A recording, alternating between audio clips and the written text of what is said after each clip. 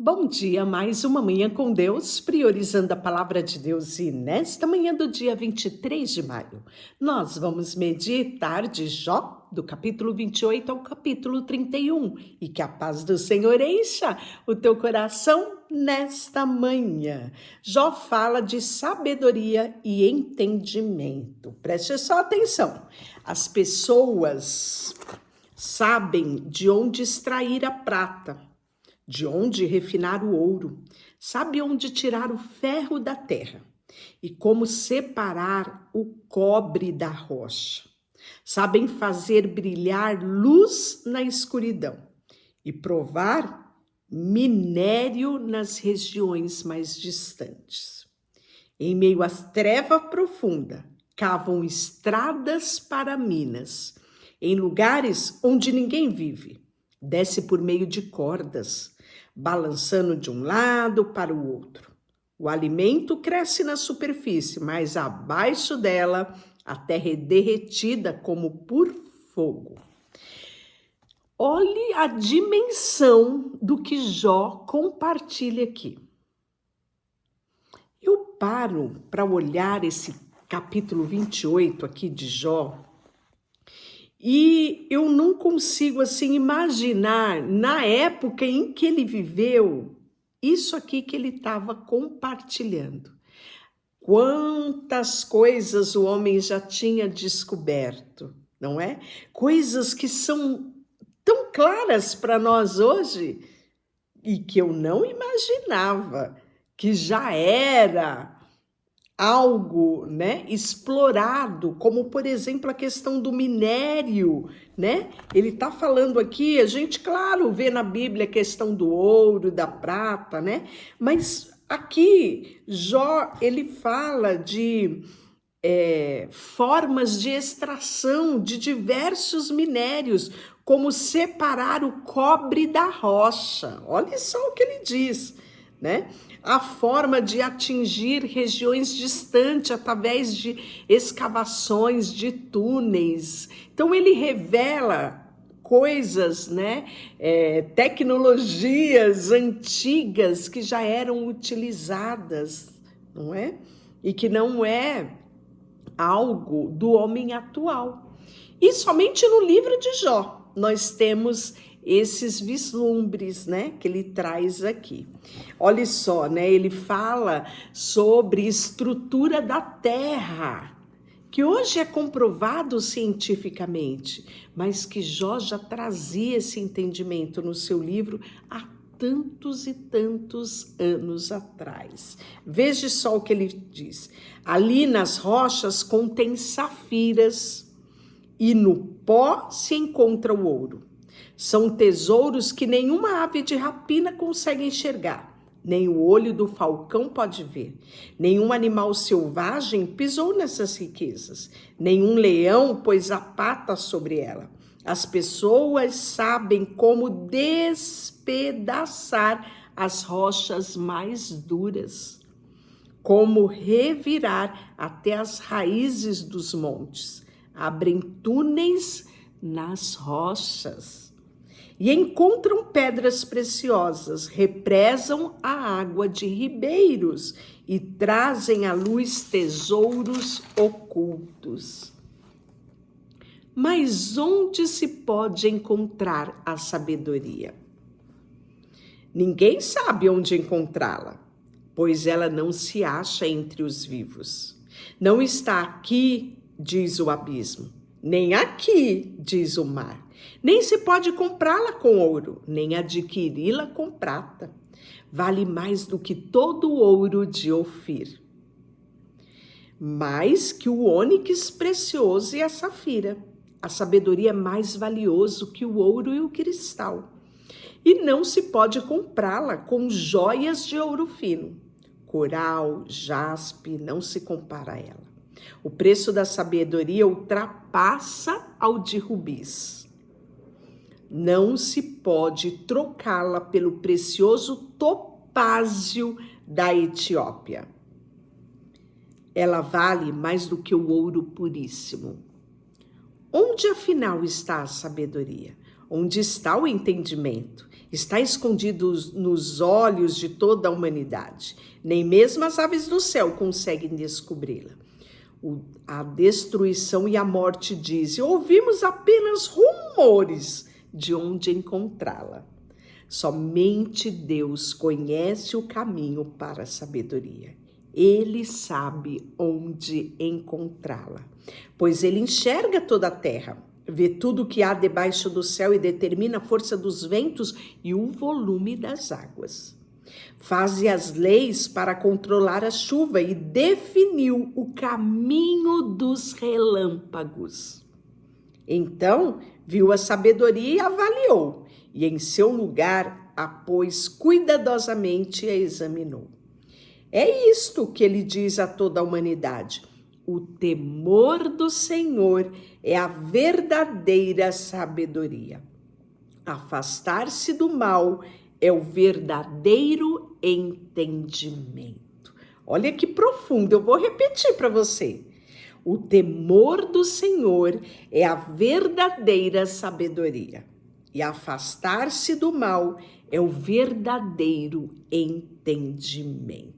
Que coisa maravilhosa, não é? Estamos falando de Jó, capítulo 28, versículo 8. E aí nós vamos ver Jó continuando a sua fala, né? No capítulo 29. E Jó vai falar no capítulo 29 das bênçãos, né? Que ele usufruiu no passado. E que ele tem saudade, ele vai declarar aqui, né?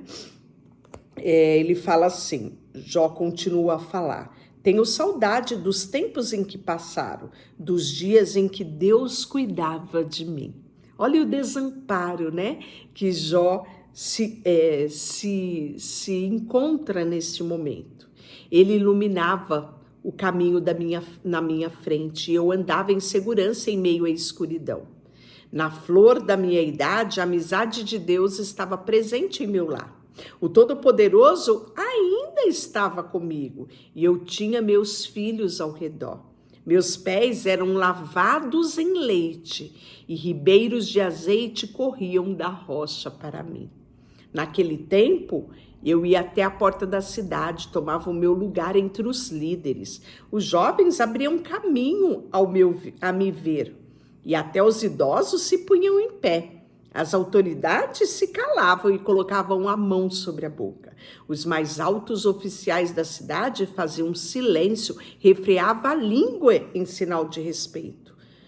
Todos os que me ouviam me elogiavam, e todos os que me viam falavam bem de mim, pois eu auxiliava os pobres que pediam ajuda, os órfãos que precisavam de socorro, os que estavam à beira da morte me abençoavam.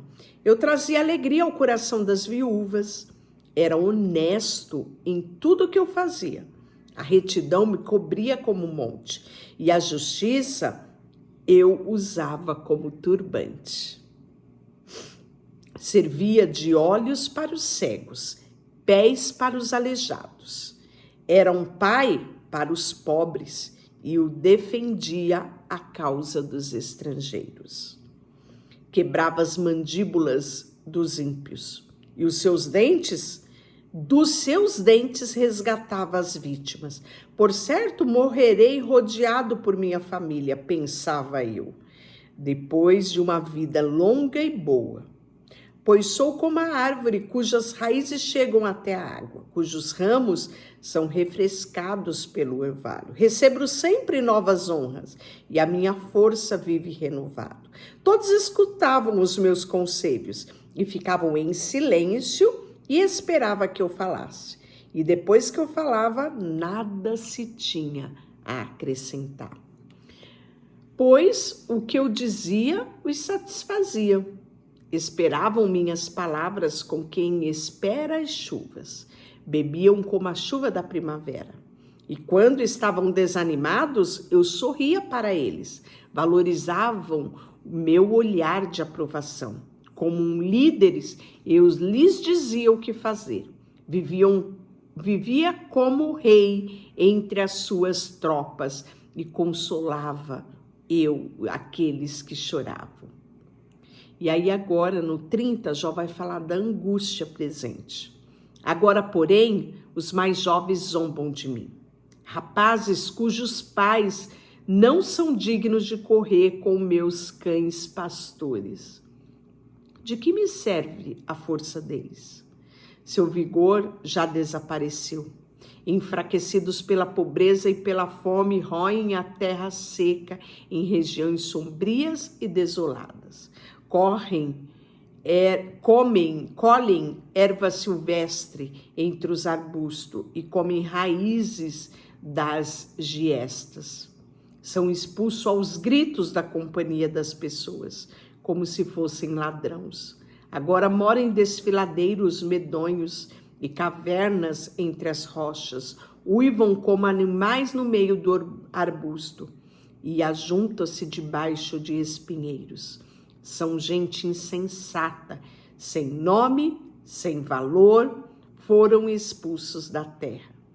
Agora divertem-se às minhas custas. Sou alvo de piada e as canções são vulgares.